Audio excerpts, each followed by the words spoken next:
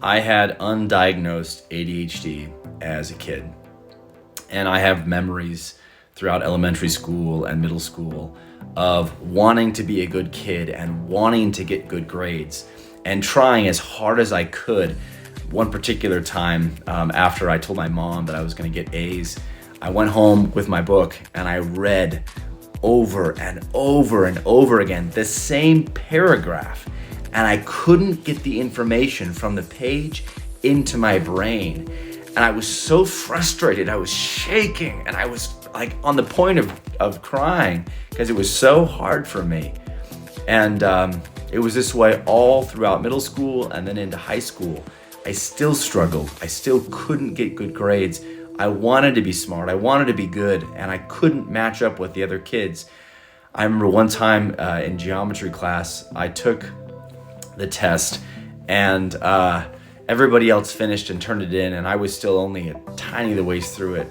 And I worked on it all through that period, and then all through the next period. I missed the next period's class, and I turned it in and hadn't even finished it at that point.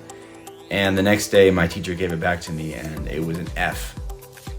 Getting these messages over and over again and over again just told me that I was stupid, that I didn't match up with the other kids, and my self-esteem was shot.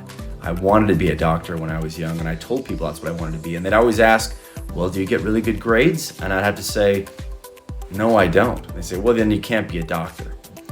And this was heartbreaking for me. It was very difficult to hear that.